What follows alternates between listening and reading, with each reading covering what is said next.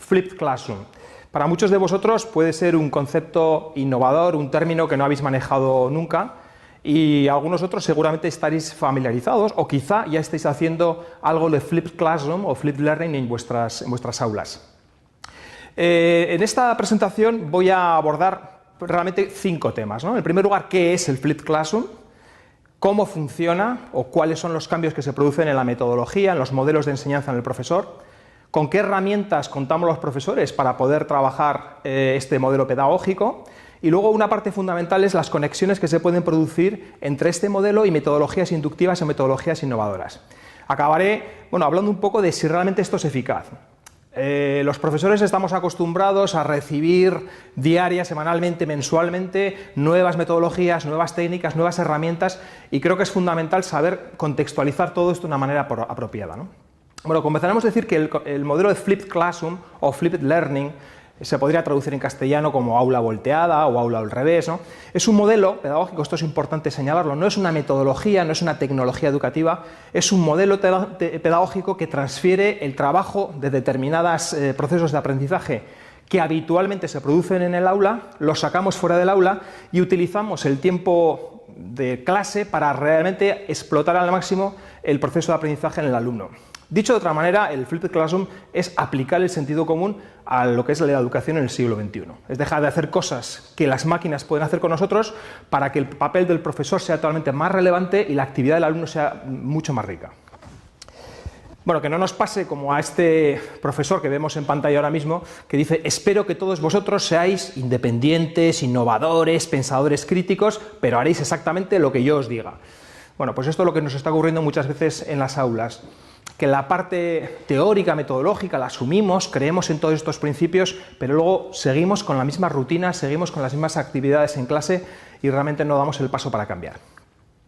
Veamos en esta diapositiva cómo se produce el cambio de la metodología tradicional a la metodología basada en el modelo Flip. En la parte de arriba podemos ver 3 botones de color amarillo, donde se explica de una manera muy simple, muy metafórica, lo que hace el profesor. ¿Qué hace el profesor en el aula? Básicamente explica algo, hay una actividad supuestamente de asimilación del aprendizaje por parte del alumno y luego lo que hay es un trabajo previo en el aula. Esto se reafirma fuera del aula con unos deberes, unas tareas que muchos contemplamos como algo realmente fuera de sentido. ¿Qué propugna el modelo Flip? Que esas tareas, esos trabajos que implican unos niveles cognitivos, como luego veremos otras diapositivas, de orden inferior, puedan ser realizadas en casa mediante el uso de la tecnología.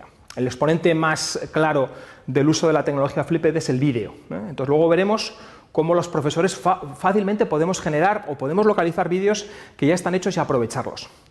Por tanto, la parte de trabajo del alumno sería una parte donde él ya toma contacto con ese conocimiento, con esos contenidos previos en su casa, a través de estas herramientas y de estos vídeos, de estos recursos. Habrá una actividad, como luego veremos, muy importante, generar cierta interactividad del alumno con los contenidos, de tal manera que incluso el profesor tenga un feedback, que sepa qué alumnos, qué estudiantes han accedido a esos contenidos, cómo han trabajado con ellos, qué dificultades encontraban, de tipo conceptual o tipo factual, para después, como vemos en la gráfica, aprovechar el tiempo de clase representado por esos 2 círculos amarillos, para hacer algo que realmente merezca la pena dentro de la clase. Pueden ser actividades prácticas, actividades en grupo, corrección de errores.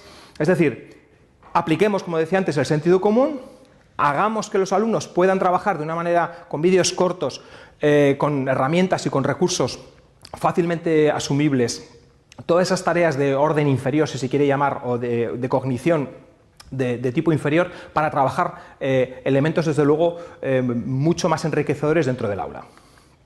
Este modelo creo que habría que contextualizarlo claramente para que el profesor tenga perfectamente clara la visión de cómo puede ser este modelo integrado con otras metodologías. Para eso yo creo que es interesante que nos fijemos en esta diapositiva, en la que a través de una serie de círculos concéntricos podemos ver varias cosas. En primer lugar, que el centro del aprendizaje es el alumno.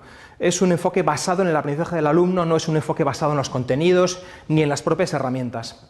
Tenemos claro en esa capa que el alumno está rodeado y Va a haber otros web seminars que van a abordar este tema, como el de la tecnología móvil. Está rodeado de una serie de tecnologías que le van a ayudar. Tecnologías móviles, tecnologías 2.0, redes sociales, sistemas de gestión de la información. Eso está a su alcance y es algo que realmente está haciendo que los aprendizajes informales y formales cada vez estén más cerca. En una tercera capa podemos encontrar lo que podríamos llamar las técnicas didácticas o las actividades didácticas, que es lo que hace propiamente el profesor en el aula. A eso le solemos llamar el teaching style. Todos los profesores, todos los docentes, por el mero hecho de encontrarnos delante de los alumnos, tenemos un teaching style definido, aunque simplemente sea exponer. Y esas son las técnicas didácticas que de alguna manera tienen que ser coherentes con esos recursos que los alumnos tienen. En una cuarta capa hablaríamos de las metodologías didácticas. Las metodologías didácticas serán abordadas también por otros expertos en estos web seminars y podemos hablar de cientos, ¿no?, de metodologías que ponen el énfasis en el alumno, en el aprendizaje del alumno y en la personalización del alumno, ¿no? Pues como el Challenge-Based Learning, el aprendizaje colaborativo, el Just-in-Time Teaching, el Problem-Based Learning. Es decir, muchas metodologías que tienen que ser coherentes con ese poner al alumno en el centro del aprendizaje y con unas técnicas didácticas basadas en unas herramientas que lo hagan posible. Y en el último círculo concéntrico, hablaríamos del Flipped Classroom. Entonces, claramente el Flipped Classroom no es una metodología. Desde este modelo podemos hablar de muchas metodologías que son coherentes con este sistema, ¿no? La metodología nos haría patentes a los profesores lo que llamamos el Teaching Philosophy. Y a los profesores que realmente tienen una visión de conjunto de qué metodologías son apropiadas para trabajar con los alumnos en este siglo y con estos condicionantes, hablaríamos de un Learning Progression Model. Yo creo que es importante tener esta visión clara de cuáles son todas estas capas que envuelven, pero sobre todo con la idea de simplificar.